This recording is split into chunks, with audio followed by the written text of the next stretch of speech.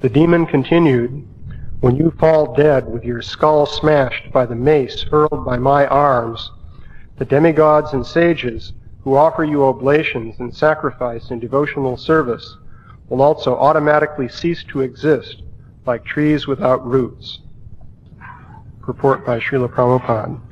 Demons are very much disturbed when devotees worship the Lord in the prescribed ways recommended in the scriptures.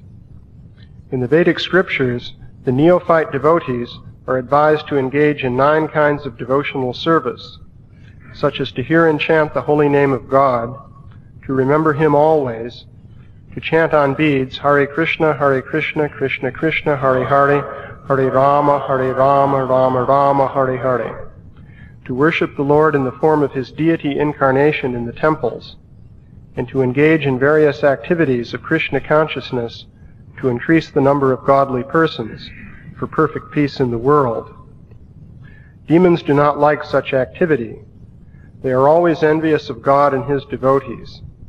Their propaganda not to worship in the temple or church, but simply to make material advancement for satisfaction of the senses, is always current.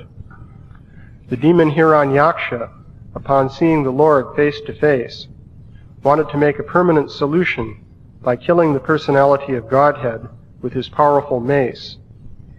The example of an uprooted tree mentioned here by the demon is very significant. Devotees accept that God is the root of everything. Their example is that just as the stomach is the source of energy of all the limbs of the body, God is the original source of all energy manifested in the material and spiritual worlds.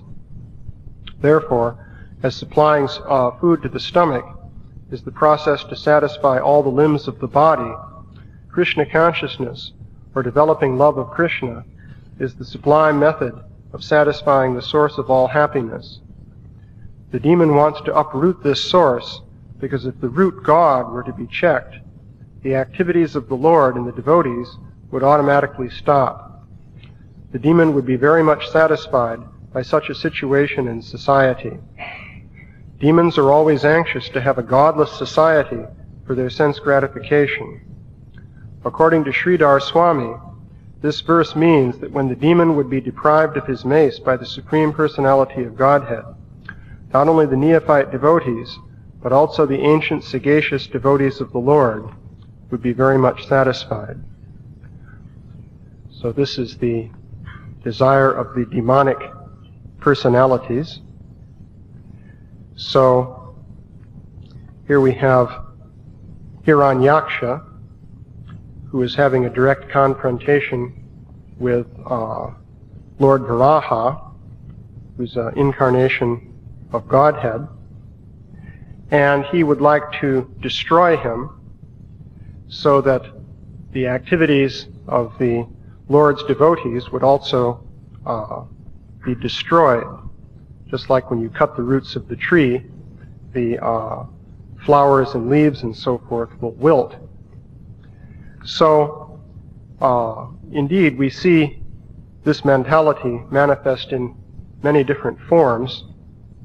At the present time, actually, the modern philosophy of science is being used by persons of demonic mentality to achieve the same basic goal. So, in and of itself, there's no reason that science has to play this particular role. Basically, the word science means knowledge, coming from a Latin root. You see the same word in nescience. We have this word nescience, which is the opposite of knowledge or ignorance. So, the basic idea of science is to observe nature and see what's happening. The idea is that if you make correct observations, you'll have correct knowledge of what is going on in nature. And that seems innocuous enough. But science has been taken over as the vehicle for presenting basically the philosophy of atheism. And the idea is to destroy God at the root through philosophy. Of course, nowadays, it's not possible to kill God by throwing a mace. Of course, it never was possible. But at least Hiranyaksha thought he had a good chance of doing it, because Lord Varaha was pretending to be an embodied being who you might be able to kill by throwing a mace. Of course, actually that wouldn't work, because Lord Varaha was a being of a somewhat different nature than Hiranyaksha was thinking. But nonetheless, he thought he had a good opportunity of smashing the skull of God with a mace. So nowadays, the technique is to smash God using philosophy, and to give credence to your philosophy using the findings of science. So scientists have made certain advances using their particular insights into nature. It's rather interesting that modern science began with a theological concept. The original idea behind modern science is that God is a mathematician. God is supremely rational, and the language of God is geometry. Well, this is perhaps not exactly correct, but at least it is certainly a theistic concept. It assumes that there's a supreme being who thinks and is rational, and in fact who has an interest in mathematics. So this idea was very prominent at about the time of the Protestant Reformation, as it's called. Various pioneering scientists adopted this point of view, and it led them to think that they could successfully investigate nature using mathematics.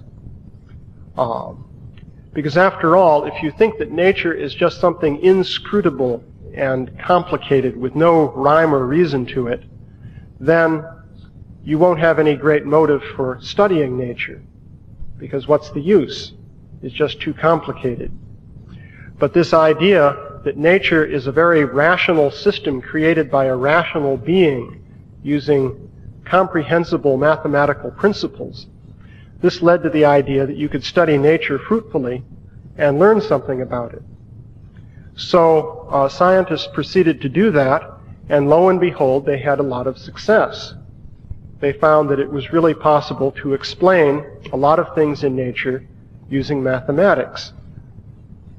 So they ultimately came up with what is called the mechanistic picture of nature. This was really developed most prominently by Isaac Newton of undying fame. So according to the mechanistic picture, you can write down certain equations describing what is there in nature and how it's going to change with time. And by calculating according to these equations, you will know exactly what's going to happen in the material world. So it turned out that this can be done to a very large extent. People have had a lot of success using this basic approach to understanding nature. So, unfortunately, this led to an erosion of the original theistic standpoint of the scientists. The idea was initially developed that God has created the world according to a mathematical scheme. Then the idea was, well, the world is running according to a mathematical scheme, and this really leaves no role for God except as the original mathematician. Ultimately, the idea was, well, there's just the world that runs according to mathematics. We just drop God out of the picture altogether. And you might wonder, well, why this development took place. It could be argued that basically it's due to the basic mentality that we see here in Hiranyaksha. Namely, there were people who wanted to eliminate God, and so they took this mechanistic philosophy and basically they cut it at the root. The idea is, the original concept was you have God at the root of the material world. God is rational, and so God creates a world that can be understood in rational terms. Another aspect of this that I didn't mention is the idea that God created the human mind to be rational also. So the reason that the human mind can understand nature through mathematics is that God created nature through mathematics, and God also created the human mind, which can understand mathematics, and so that's why we're able to understand nature with this kind of investigation. So this philosophy or worldview was basically cut at the root by eliminating God from the picture. So the idea is, somehow you have mathematical equations which are not known by anybody. Nobody ever thought of them. In some sense, they just exist, some sort of abstract sense. We won't say exactly what that means. But anyway, the universe follows these equations. And as for us, well, we evolved from primordial slime by a very long and gradual process. And somehow or other, primordial slime, over a period of maybe 3.5 billion years, gave rise to beings that can understand these equations, which exist in some sense. We don't know exactly in what sense they exist. But at least once the primordial slime created us, through the process of evolution, then finally the equations could be thought of by someone. And that was the first time that these equations were actually thought of. Meanwhile, the universe was following these equations since time immemorial. So this is the present philosophy. And there are scientists who've noticed that there's something strange about this philosophy. For example, there's a Nobel Prize-winning physicist, Eugene Wigner, who wrote an article many years ago on the unusual effectiveness of mathematics in describing nature. And he certainly knew about this because he was a physicist. But he said, well, it's really quite unaccountable and remarkable that we can write down a few little simple equations, and then we find that nature is moving and transforming according to these equations with as much precision as we're able to observe using our various measuring instruments. This is very odd. In fact, it's unaccountable as to why this should be. In fact, even Stephen Hawking, the rather famous physicist, holder of the Lucasian chair at Cambridge University, which was once held by Newton himself. Anyway, and of course he's become famous because of having a degenerative disease of the nervous system. But anyway, he was saying that, well, we have these equations, and the universe seems to be following these equations completely. Therefore, we've eliminated God from the picture. He said that the pioneering scientists denied God and they got away with it. That's one of the interesting phrases in his best-selling book on the subject. Brief History of Time, I think, is the title. But anyway, he said, well, we know that nature is following these equations, but what is it that creates a universe for the equations to follow? I mean, to follow the equations. In other words, suppose you have some equations existing in some abstract sense, we know not what it is.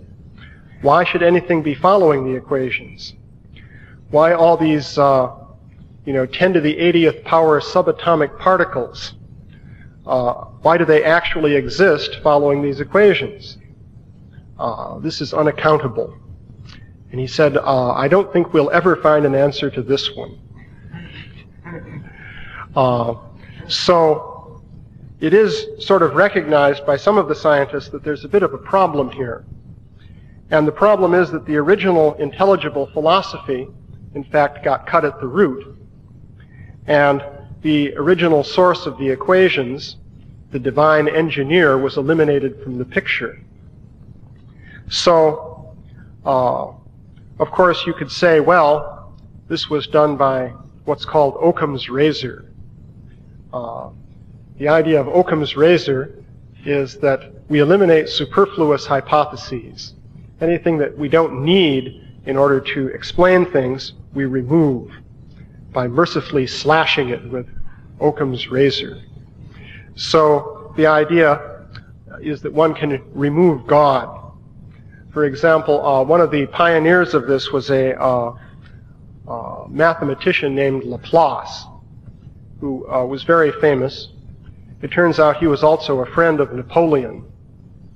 So he wrote a book on celestial mechanics in which he explained the orbits of the planets using Newtonian mathematics. So anyway, Napoleon one day was leafing through his book, and he said, well, I see that you've made no mention of the Creator in your book. And Laplace is said to have replied, Sir, I had no need of that hypothesis. So, it's interesting, by the way, that Newton himself thought the hypothesis of God was necessary in order to explain the motion of the planets. What Newton observed was that it would seem that the motion of the planets in their orbits might get disordered after some period of time, and he thought that God would be necessary to readjust the motions so that everything would run nicely.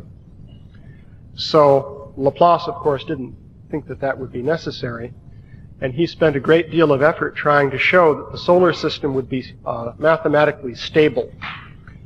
That is, that it would just run automatically according to Newton's laws forever. This was his ambition. Curiously enough, it has turned out within recent years that the motion of three or more bodies, according to Newton's law, is inherently unstable. This has now been demonstrated mathematically. There's a thing called deterministic chaos, in which you can show that the trajectories of objects governed by certain equations will become wild and disordered.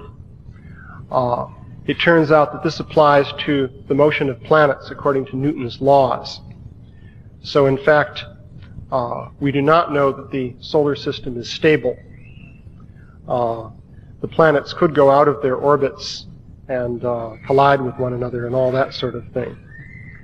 So, in any case, this idea of eliminating God is very much there. What you will see is that the persons of demonic mentality basically start with their conclusion and they look for evidence to support it. And if evidence is brought forward which goes against the conclusion, then the person who's attached to this particular demonic point of view will become angry and reject the unwanted evidence. In fact, there's a great deal of evidence indicating, for example, design within nature. But you will find that this evidence is not accepted in the world of modern science. In fact, it is considered to be anathema. If you, in the context, say, of modern biology, bring up evidence for design, basically you're immediately kicked out. You probably won't get tenure. And your outlets of publication will be terminated. Your grant applications will also be rejected, and so forth. This actually happens.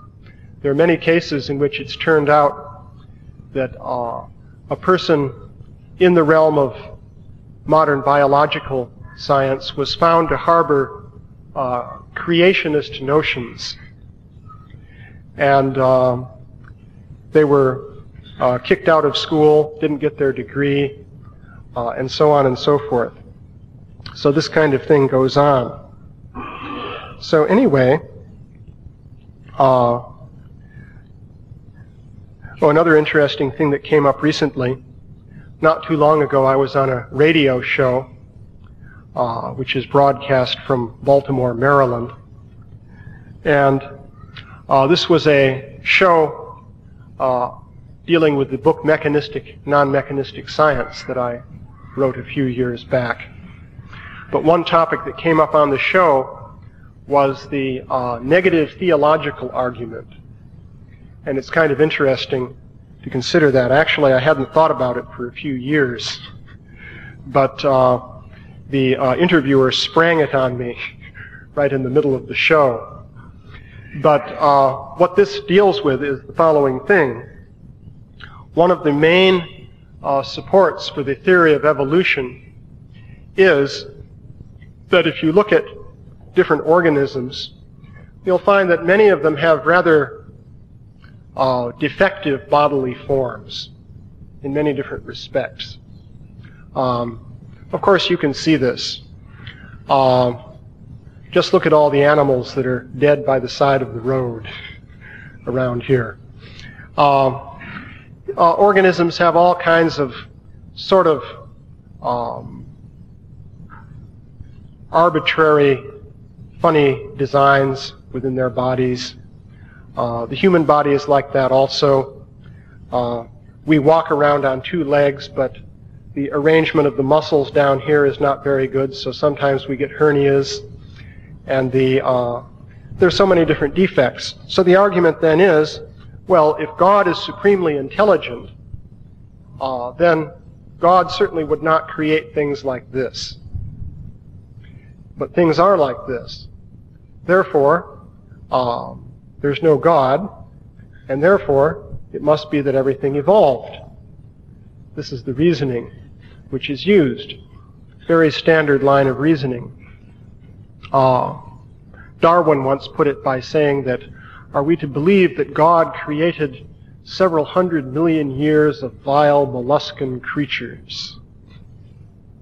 Just consider a mollusk, for example. Would God create a mollusk? You can ask yourself, would a supreme intelligent being create this little creature between two shells that basically eats sewage and so forth? So this is the argument that is made. So the point, though, is this is actually a theological argument. It is based on underlying ideas of what God must be and what God must do. Therefore, this argument falls solidly in the domain of theology. In fact, it's a variation of the argument from evil for the non-existence of God. The basic argument is, well, there's imperfection and suffering and evil within this world. If God is perfect, He wouldn't have done that. Basically, this is a theology that says that God could only create the spiritual world and not the material world. If there's a material world, that just stands as a disproof of the existence of God. So this is a theological argument. It can be answered only by theological arguments. You see, if you try to answer this argument within the domain of empirical science, you can't really answer it. But you can answer it theologically. But what the scientist does is he presents this theological argument as science, and he demands a scientific answer. And if there's no scientific answer forthcoming, then he says, well, the argument holds, and therefore there's no God, and everything happened according to evolution. So, a comment on the negative theological argument. So, in any case, let's see. Oh, it's interesting also, by the way, that theological arguments do inevitably come up in the context of scientific questions. I had an experience of that recently when I gave a lecture at Worcester Polytechnic Institute up in Massachusetts, I guess, near Boston. I had given a basic description of how the world might work, in which mind is introduced into the world as a fundamental agency, causing things to happen. And you can do this within the context of science, because one can talk about different kinds of energy, and it is also possible to talk about a mind energy, just like Krishna in Bhagavad Gita speaks of the different separated energies. There's gross matter, and then there's mind, intelligence, and false ego.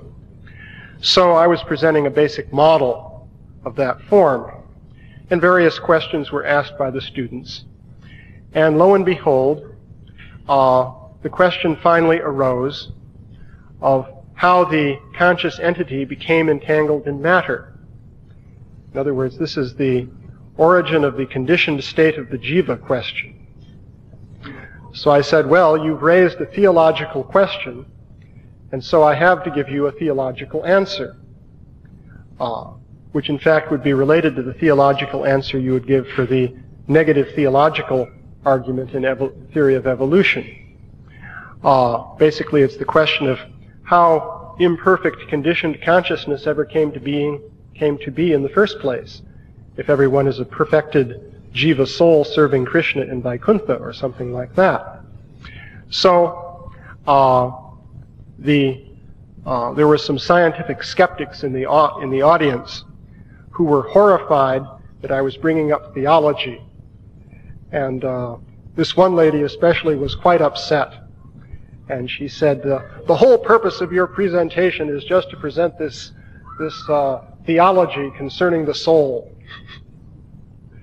And of course she was right. But I pointed out, though, that actually all of these different things fit together. The theological questions and the scientific questions all fit together inextricably, so that if you follow the strand of scientific reasoning far enough, you're going to wind up confronting basic theological issues, which means that science, as a strictly mechanistic, empiric endeavor, if it is followed to its ultimate limits, you find it branching over into other domains of discourse, theological and philosophical domains. So science cannot be all-encompassing in and of itself within its mathematical and empirical framework. It has boundaries that lead over into other realms of discourse. So I'll stop there. Are there any questions or comments, Murli? You were describing the mathematical perception of the workings of nature. My question is being able to translate it into mathematical equations.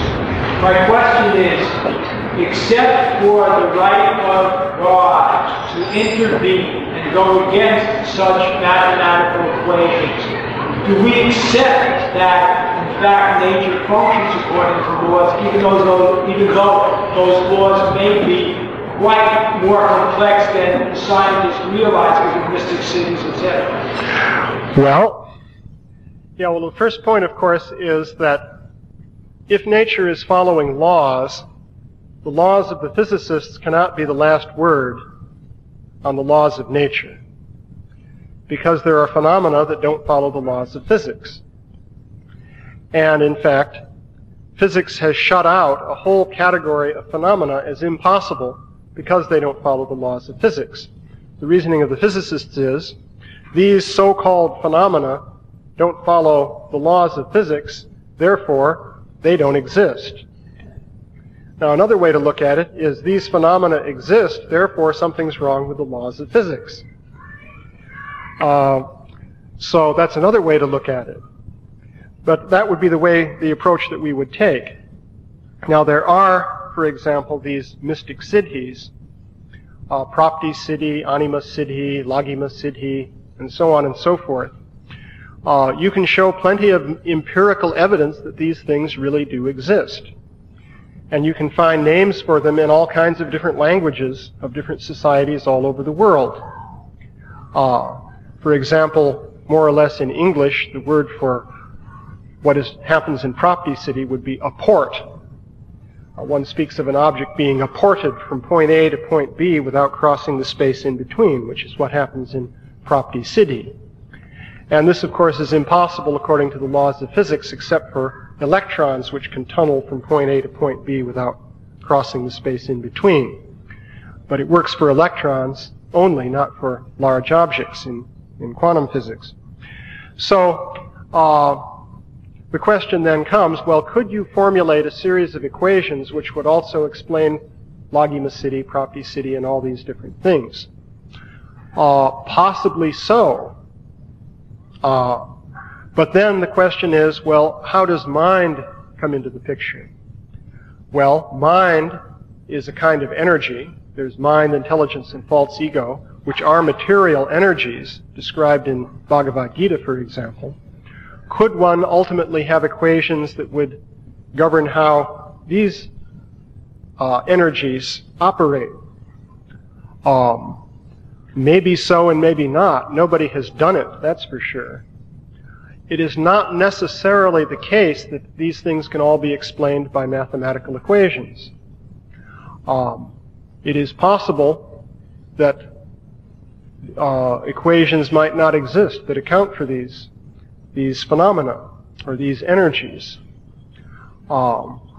It's merely a working hypothesis that ultimately you can use equations to describe anything. So ultimately, what it amounts to is that it's a matter of experience. If you find that equations work in a certain area, okay, that's fine. But if you assume that they work in some other area, it's not necessarily so. In fact, even when it comes to the motion of planets, we don't know that that is describable by mathematical equations over the long run.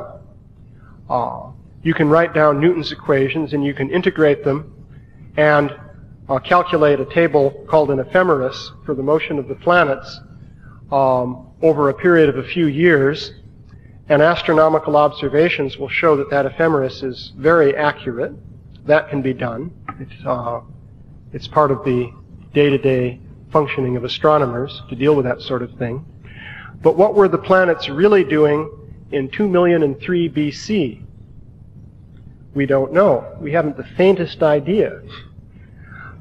Could it be that the exact motions of the planets over a period of 1 million years might not follow any simple set of equations that you could write down? Possibly. But then how would we find out? We have no way of knowing.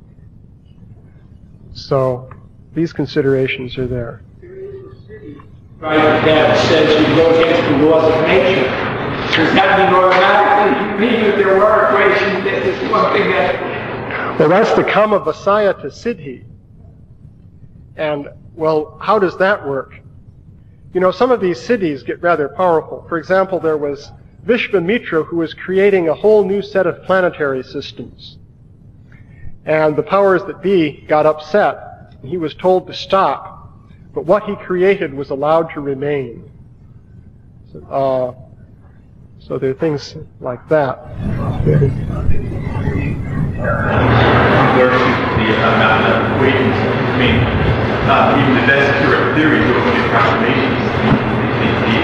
The best observations don't certainly conclude theories, and it can even window to support general relativity so well, and the approximations. So to say, I think it's a very interesting argument that you can agree that our best involved approximations to what we observe. They should be good approximations, but in many things, the history of science, very good approximations that weren't true. I mean, people who were smoking iron or brewing alcohol for thousands of years, they had a theory behind it, and they had some approximate understanding of what was happening, but approximate adequacy doesn't apply truth in any sense. And I think that this is accept that now.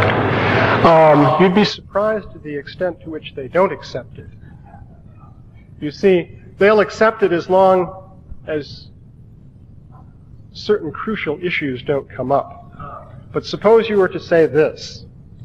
Suppose you were to say, yes, the laws of physics are approximations, and this provides a loophole which allows supreme consciousness to regulate the affairs of nature. Well, at that point, suddenly they'll say, no, they're not approximations, they are perfectly precise and exact.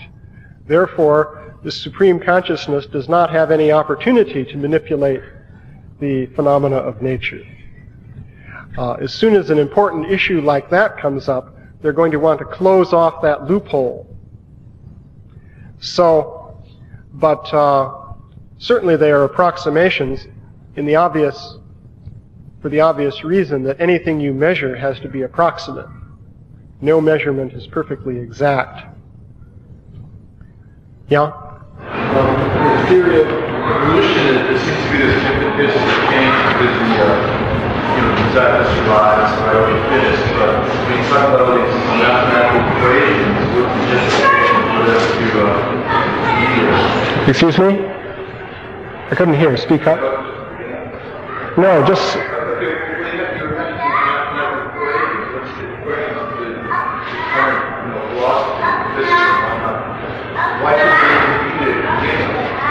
Well, you see, that's the thing. That's what I was saying in the class. It's a bit of a mystery. You see, the original idea was that there are thoughts in the mind of God. So at least that gives you a comprehensible idea of where the equations came from. But they don't really exist anywhere. Yeah, that's better. Don't ask that question. Yeah, they don't really exist anywhere. Now, in mathematics, it's very interesting. There's what's called the Platonic approach to mathematics, according to which you think that real numbers are actually real. That's a way of summing it up. Namely, that the entities of mathematics somehow exist. But, of course, that really makes no sense in terms of the physical picture of the universe. For example, mathematicians will talk about the set of infinitely many integers. Well, in what sense do infinitely many integers exist?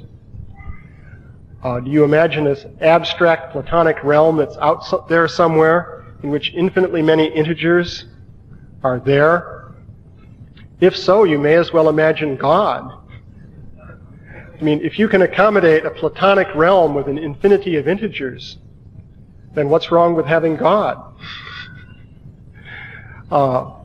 And if you don't allow a Platonic realm with an infinity of integers, that means what the mathematicians are talking about don't really exist.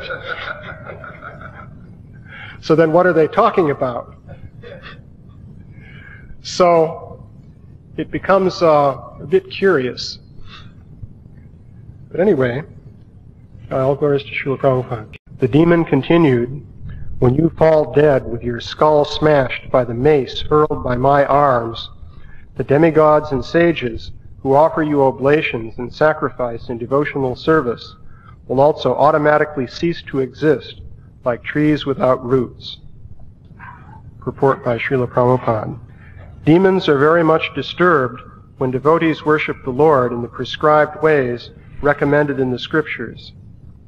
In the Vedic scriptures, the neophyte devotees are advised to engage in 9 kinds of devotional service, such as to hear and chant the holy name of God, to remember Him always, to chant on beads, Hare Krishna, Krishna Krishna, Hare Hare, Hare Rama, Rama Rama, Hare Hare, to worship the Lord in the form of His deity incarnation in the temples, and to engage in various activities of Krishna consciousness to increase the number of godly persons for perfect peace in the world.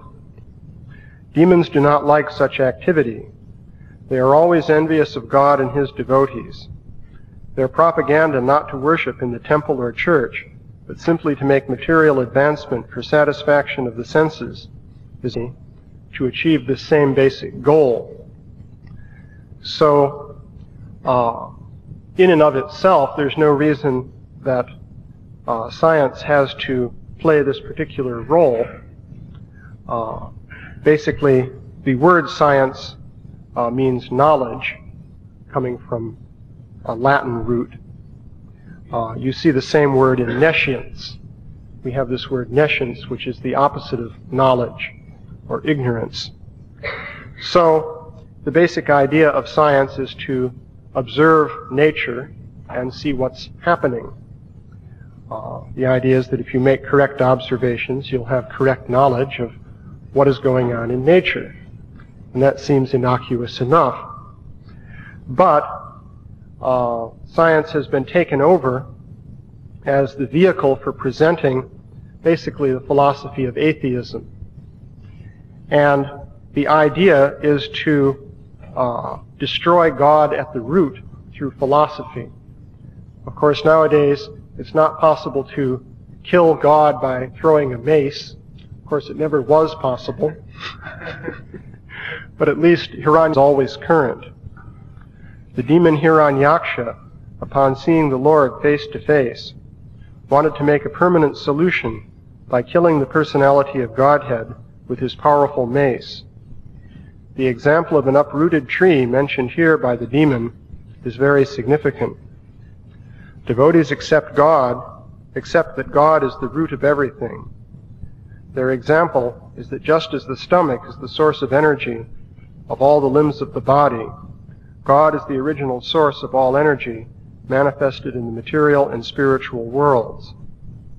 Therefore, as supplying food to the stomach is the process to satisfy all the limbs of the body, Krishna consciousness, or developing love of Krishna, is the sublime method of satisfying the source of all happiness.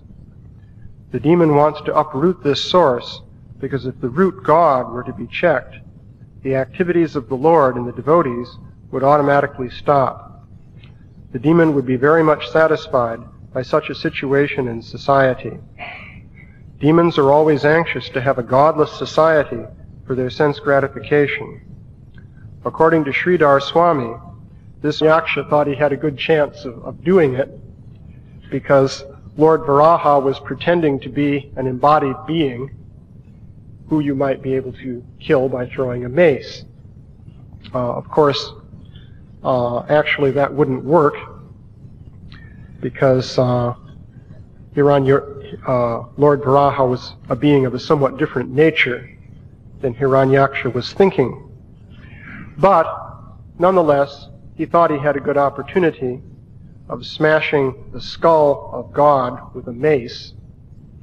So, nowadays, the technique is to smash God using philosophy and to give credence to your philosophy using the findings of science.